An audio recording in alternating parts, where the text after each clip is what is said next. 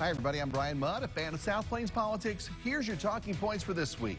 If the Bonnen-Burrows-Sullivan meeting was the political sausage being made, the secret ingredient may be the Lubbock representative's surprise property tax plan, and it's one that some folks at home may not like. And are you planning to vote in the constitutional amendment election? One proposition on the ballot could send a loud message about the taxes you pay in Texas. From the studios of KMAC Television in Lubbock, your local election headquarters. This is Talking Points with Bryan Mudd. Thanks for joining us, everybody. Also this week, fast talkers. And the Texas Speaker of the House had to be one this weekend. He spoke at a House Republican caucus retreat, an uncomfortable time to try to keep a leadership position now that everyone has heard the Michael Quinn Sullivan recording of that June meeting that included the Speaker and Lubbock Representative Dustin Burrows. After listening, I can tell you that maybe it is how the sausage is made, and maybe it is necessary to do from time to time to hold on to certain power your voters have elected you to wield and to make sure the money is flowing the right direction. But boy, did it feel dirty and feel like every reason that we're all suspicious of politicians to begin with. Mr. Sullivan of Empowered Texans is certainly no angel in this, but he does make his case in a rare interview with our Phil Praisen. I need you firing harder that way than these ways. Does that make sense? So, and let me tell you what I'll do for you. If we can make this work, I'll put your guys on the floor next session. In the weeks since the recording was made, Sullivan has allowed some Republican operatives and lawmakers to hear it.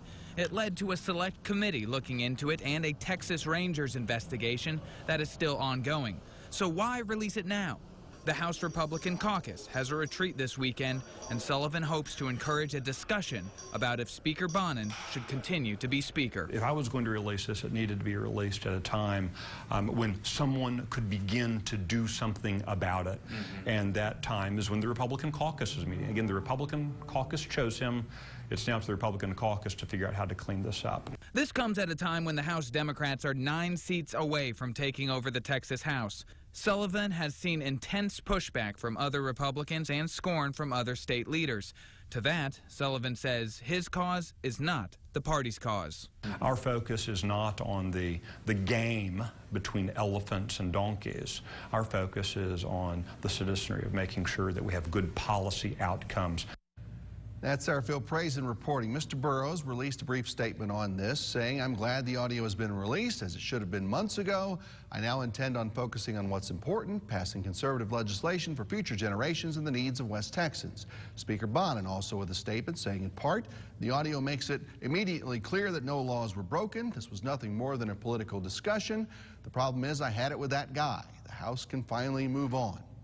Actually, Texas Rangers and the district attorney in Bonnen's home district will determine whether any laws were broken here. I'm not an attorney, and who knows how those folks would spin this.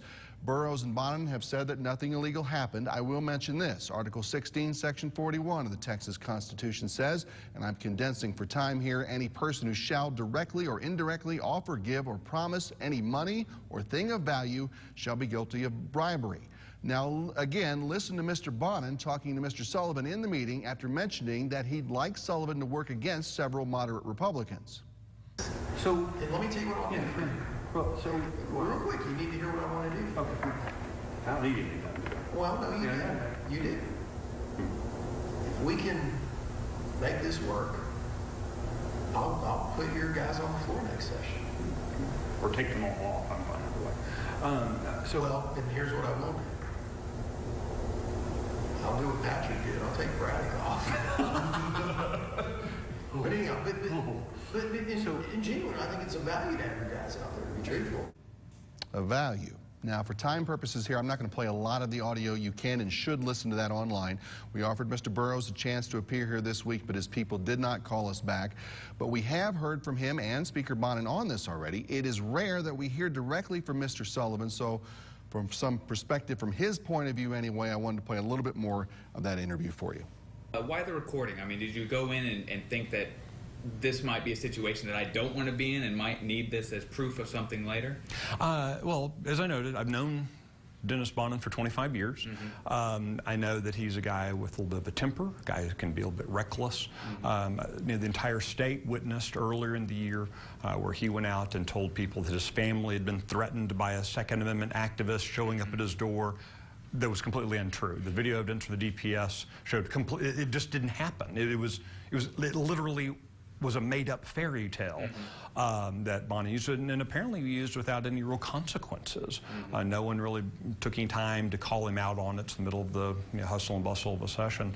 And I heard rumors of similar instances and decided I didn't want to be the next victim, and said I needed to have proof of what was said in this kind of a meeting. And when did you notice that, when did that moment come to you where you thought that something definitely inappropriate but possibly, against the law happened? In some ways in real time, when someone says, when someone with who's a third-ranking constitutional officer in the state says, let me tell you what I can do for you, that was kind of a warning flag for me. And I wasn't entirely trying to process it. As an old newspaper guy, you always think that quid pro quo relationships and bribery, that's all stuff that other people do. And when you're sitting there in that conversation, it's a little jarring. So walk out of the meeting, and the first thing I did was call my lawyer and say, we need to talk, because I was disturbed by what Bonnen said, by what he offered, and in some ways also just kind of disturbed politically by one day he's telling people I'm going to go after any incumbent who challenges another incumbent, and yet there he's in the back room saying, hey, go after these incumbents. Set aside policy differences, set aside ideology. All of us as Texans should expect that our elected officials hold to at least some sense of honor, some sense of integrity, that what they say is what they do, and the things they say in public match the things they say in private. So at every level, it was a little disturbing. This is not the way I plan to spend my summer and fall.